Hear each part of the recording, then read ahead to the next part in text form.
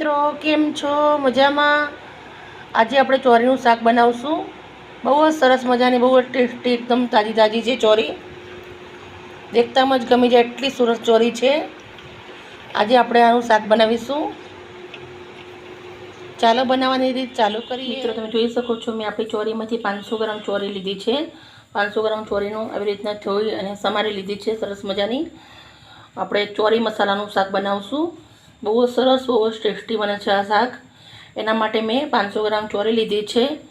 1 નંગ ડુંગળી લીધી છે. ડુંગળીને આવી રીતના અંદર બીજ આવે ને કાઢી દેવાનું. આવી રીતના લીધી છે ડુંગળી મેં. એક ટામેટું લીધું છે. મરચાં લીધા છે 4 નંગ. આદું આવશે, લસણ આવશે, સૂકા મસાલા આવશે અને આપણે ચોરી મસાલાનું શાક બનાવશું આજે. મેં ચોરી મસાલા બનાવવા માટે મેં ઓઇલ મૂક્યું છે. આ તમે ખાતા હોય તેલ ગમે તે નાખી શકો છો, ચાલે. વઘાર માટેના મસાલા છે. ચપટી જીરું છે, રાઈ છે આટલી વરિયાળી છે, અજમો છે. આપણે વઘારમાં નાખવાનું છે. અજમા અને વરિયાળીથી આ પેટના અંદર શાક આપણા વાયડું નથી પડતું હોતું અને જલ્દી પચણ થઈ જાય છે. નાના મોટા બધાને પચણ થઈ જાય છે. ઘણીવાર એવું બને છે શાકના અંદર કે આ શાક ખાવાથી ગેસ થઈ જતું હોય છે, વાયડું પડે છે. એટલે મોટી ઉંમરના માણસો હોય તો તમે પણ આવી રીતના વઘાર કરશો તો આ શાક તમારે સરસ બનશે અને કોઈની તકલીફ પણ નહીં થાય. તેલ આવી ગયું છે. આપણે ડુંગળી, લીલા મરચાં નાખ્યા. ડુંગળી શેકાવા માંડી છે. આદુ લસણ નાખી દઈશું આપણે. એને પણ સરસ મિક્સ કરી લઈશું. એ નાખીશું. ડુંગળી સરસ પિંક કલરની થવા દઈશું આપણે.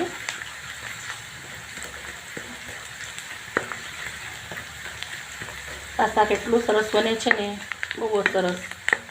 રોટલા ભાત જોડે પણ સારું લાગે છે. ડુંગળી સરસ પિંક કલરની થઈ ગઈ છે. અહીંયા પર ટામેટા નાખીશું.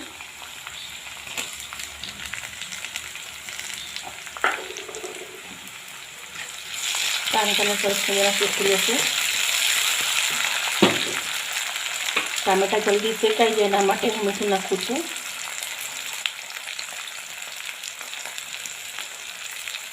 હળદર નાખું છું.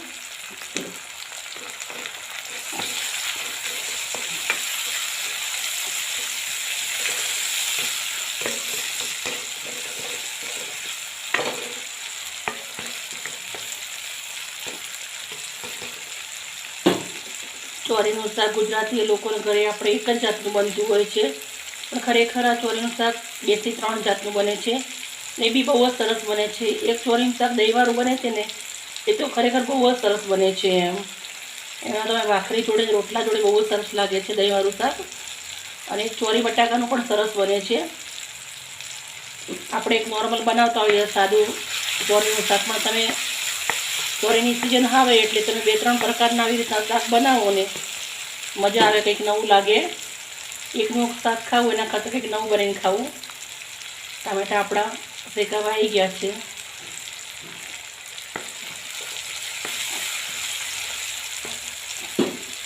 ટામેટા આજે થોડા ગળવા દઈશું આપણે. ટામેટા શેકાઈ ગયા છે. મસાલા કરી લઈશું.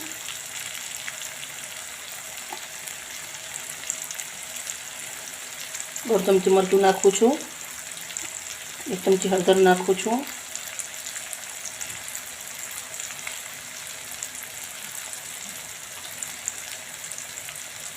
નાખી હતી એટલે ઓછી નાખું છું. 1 ચમચી ધાણા જીરું નાખ્યું છે. મીઠું નાખું છું.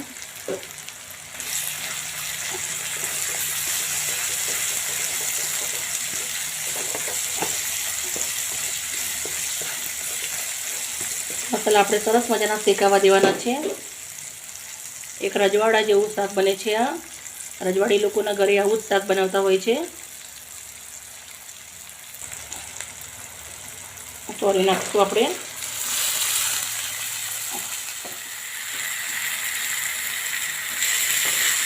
મિક્સ કરી દઈશું સરસ.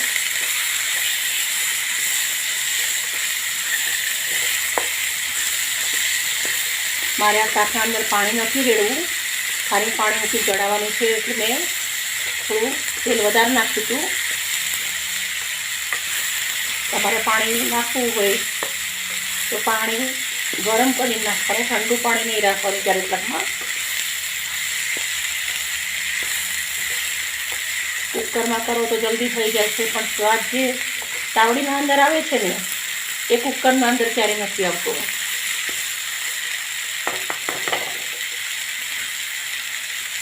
હવે આપણે થાળી મૂકીશું ઉપર. મિત્રો તમે જોઈ શકો છો મેં થાળી મૂકી દીધી છે. થાળીના અંદર હું પાણી રેડીશ. મિનિમમ આપણે 1 ગ્લાસ એટલું પાણી રેડવાનું છે. પાણીની બાફ અંદર જશે ને એટલે આપણું શાક ચડી જશે.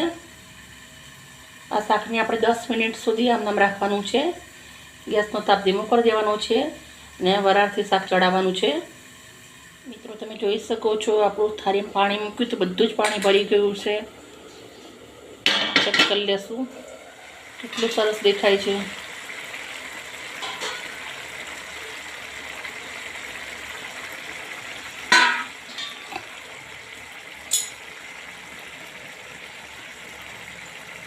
આપણે કસૂરી મેથી નાખીશું.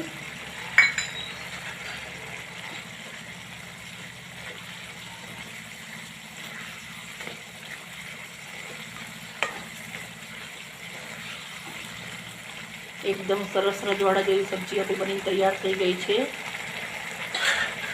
2 મિનિટ રાખીશું ખાલી આપણે આને અંદર હળવા દેશું.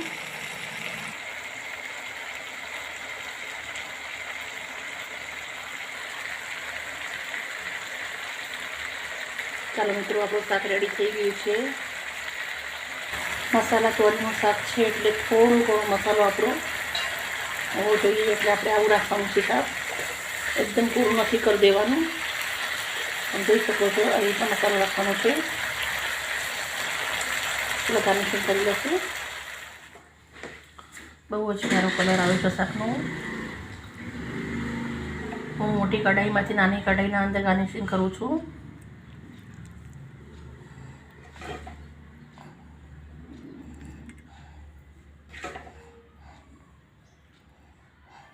મિત્રો તમે જોઈ શકો છો શાક મેં ગાર્નિશિંગ કરી દીધું છે. સજાવવા માટે આજ કશું જ નથી નાખતી, કેમ કે આટલું સરસ મજાનું છે ને તો કંઈ સજાવવાની જરૂર જ નથી. આને ખરેખર મિત્રો બહુ સરસ બન્યું છે અને એકદમ ટેસ્ટી છે. તમારા ઘરે જરૂરથી બનાવજો. મિત્રો તમને મારા વિડીયો ગમતા હોય તો મને લાઈક ને સબસ્ક્રાઈબ કરજો, જેથી કરી તમારા માટે હું રોજ નવું લઈને આવું. મિત્રો તમારે કંઈ પણ શીખવું હોય,